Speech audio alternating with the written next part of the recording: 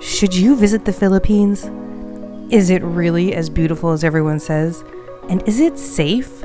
I haven't seen the whole country yet, but what I have experienced, it's changed me. I came here with no expectations, and somehow this place pulled me in a way I never saw coming. This is my honest opinion about the Philippines. Well, hello, my beautiful friends. It's hard to believe that I've been in the Philippines for the majority of this year, especially considering when I first got here, I thought I was only gonna stay 1 week, and now it's been the better of 6 months. I did leave for 3 weeks in between because I had to go on a YouTube trip, but then came straight back, and I've been here ever since. So after spending 6 months in the Philippines, I think I have a pretty good viewpoint of how I feel about life here, how I feel about travel in the Philippines. So in this video, I'm going to share with you my honest opinion after spending the better of 6 months in the Philippines about the country, about the people, about the travel, and the pros and cons to traveling and staying here longer. Right now, I'm on the island of Siquijor, the island that stole my heart. I absolutely love this island, but when I first arrived to the Philippines back in January, I actually flew into Cebu City, and I chose Cebu because I didn't want to fly into Manila. I really don't like big cities. I'm sure I'll visit it at some point, just haven't done it yet. So I wanted to fly into a smaller city because it's so much easier to get your bearings when you fly into, a smaller city or a smaller place. When I arrived to Cebu City, it was actually during Sinulog festival. I hadn't even heard of this festival before, but it is the biggest festival in Cebu. So it was a lot of fun because I got to go and check all that out. There was so many people, so much going on. It was so much fun. I was only there for the last couple days of it. They definitely gave me a very warm welcome. Hi, what's your name? Katrina. Katrina, from where are you?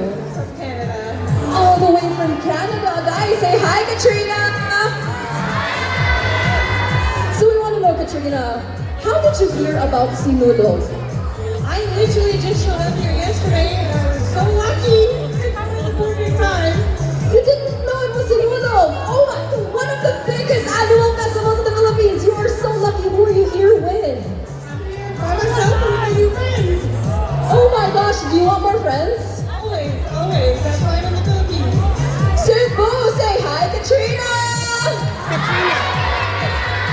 Alright, Katrina, everyone here, they're automatically your friends. When it comes to Sinulog, there will be face paints, there will be beer splashes everywhere, water, and it's gonna be a very fun time. So congratulations for staying here. One of the best parts about the Philippines is that everybody speaks English. That was such a treat getting off the airplane when I first got here and everyone's speaking English. I was traveling Thailand, Cambodia, Laos, Vietnam, China, and not a lot of people speak English in those countries. So Google Translate is your best friend.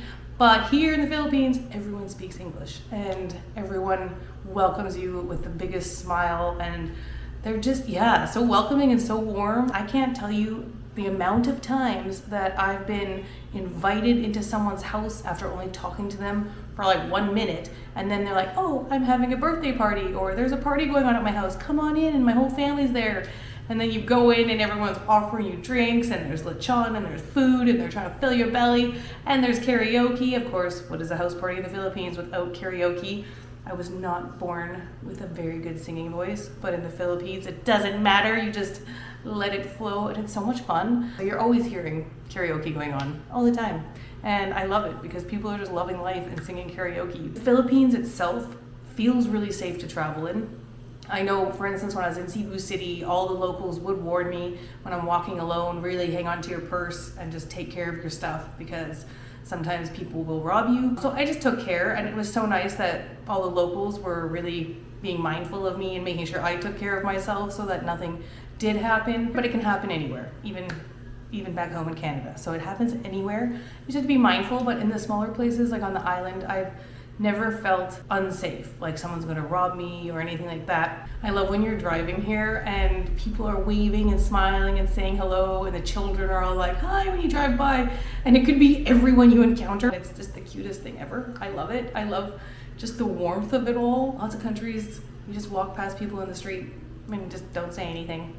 Just go about your little bubble. And here, everyone's just like, hey, Yeah, awesome. I was actually really surprised about the food here. I wasn't sure if I was gonna love it. There's obviously, coming from Thailand and stuff where there's so many options, there's a little more limited options of things in the Philippines, but their local food is super delicious. Like, I love a good chicken adobo. I've had so much lechon because, again, every house party or fiesta, everyone has a lechon. So it is endless lechon here. Oh, and speaking of lechon, here in the Philippines, it's the first time I tried pig brain. When I was in Cebu City, I tried pig brain. You cook it at your table in a pan and then you dip some rice into it. I was a little nervous, but it was actually delicious. I was shocked at how good it actually was. So yeah, so I've now tried pig brain and I can report that it was delicious. The cost of food can be really cheap. If you're gonna eat local food every day, then yeah, you can eat for a couple dollars. But if you wanna eat different food, you know, have more options, maybe eat some Western food or whatever, go to a restaurant that's not local, you're gonna be paying between $10 to $15 a meal. And then your drinks on top of that and all that kind of stuff, so it can add up. But also, if you just want to live off local food, then you can definitely eat for very cheap here. And obviously, this goes without saying, but the Philippines is absolutely stunning. I mean, the whole country's islands and beautiful blue water. And there's just so much to see and explore. I have barely skimmed the surface. What have I visited? I visited Cebu City, I visited Bantayan Island, Moalboal, and then Siquijor. And that's it, because I came to Siquijor and fell in love with the island. Also, I'm writing a book right now, so this has been the perfect place for me to stop and focus on my book and my writing. But the Philippines is known for its beauty, and I think it's even better than you can imagine. Just seeing photos will never do it justice. And one of the most amazing parts about the Philippines is if you want to stay here longer, it's super easy. They make it so easy to get extensions. You can get a 1 month extension, a 2 month extension, but after spending 2 months in the country, if you're going to extend after those 2 months, you will have to get what's called an ACR card. So it's an alien residency card.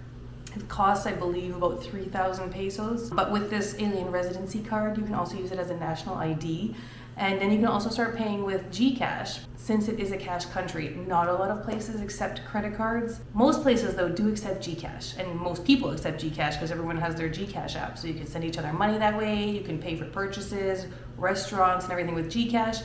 But without this alien residency card, you cannot sign up for GCash. So once you have it, then you can start paying with GCash, which I love. I was like so excited when I got my GCash set up. This has been one of the easiest countries for extensions that I've ever been in my entire life. And I'm so grateful for that because I never expected to stay this long. And the fact that I have stayed this long, it's just so nice that the process was seamless. And even when I went to the immigration office, everyone was so kind. On the flip side of things, the Philippines is definitely more expensive than the other Southeast Asia countries that I've visited.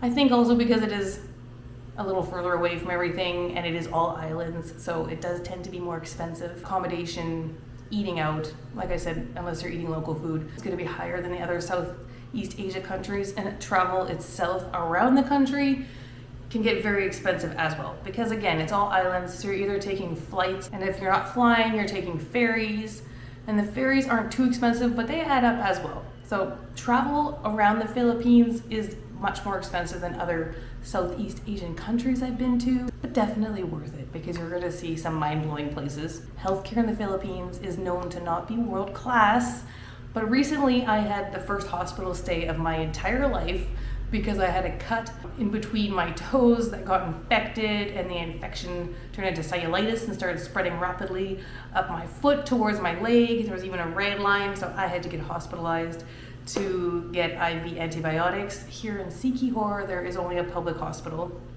and you know, it's not state-of-the-art equipment. It's not, it's not like state-of-the-art hospital, we'll put it that way. And a lot of people were telling me, you know, go to Dumaguete, which is on the neighboring island, go somewhere with a private hospital. But I just needed to get treatment. It was evening, so there was no more ferries. And that's one problem on some of these islands. You know, to get to a hospital even, someone had commented to me recently that they live on an island where their closest hospital is 10 hours away.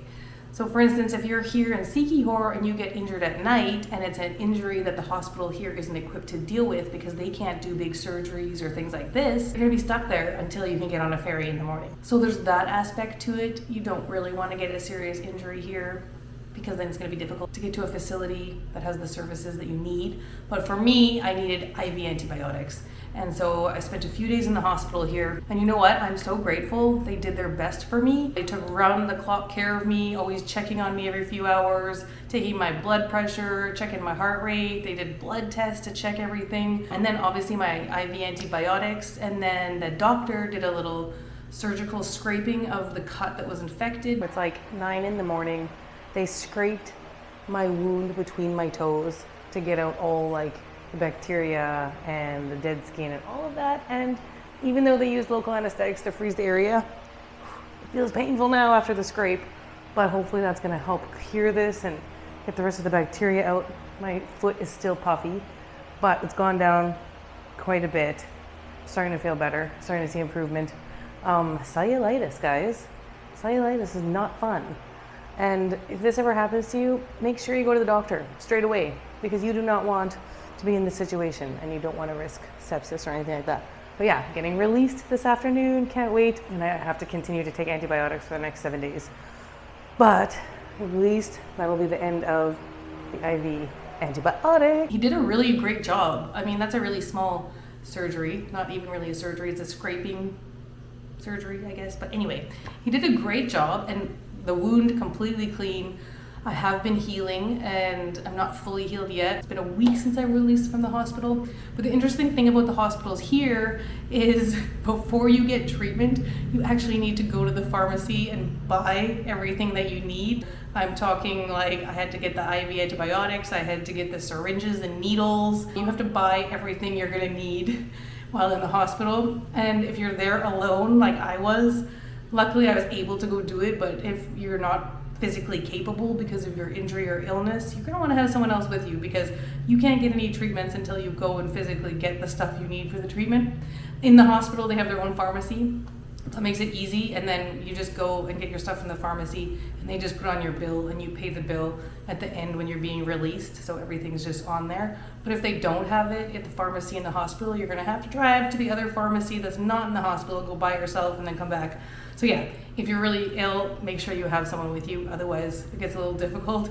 But yeah, you even need to go and get your like bed sheets and yeah, all the stuff you're gonna need for your stay there from the place beside the pharmacy, and then yeah, they check you into your room. For my first hospital stay in my entire life, it was an interesting experience, but again, like I said, they took really good care of me. They did the best of their ability. The Wi-Fi connection here is actually pretty decent. I can't complain.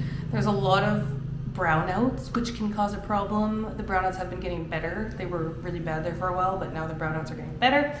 But the Wi-Fi is actually pretty quick. I have not had any issues with it. I also have a local SIM card. I use Gomo, so like I said, it is a physical SIM card. And it's pretty cheap. I think every month maybe I pay between $10 and $15, and I have more than enough internet and text and calls and all of this. If you're not here for long term, then you can just stick with an eSIM. I use Get Nomad. They have really great prices and good packages. I really love Get Nomad. You can also use my code, which I'll put here on the screen, and if you use Get Nomad, then it'll save you $5, and every dollar counts. Oh, and if you're here in rainy season, I mean, it rains a lot.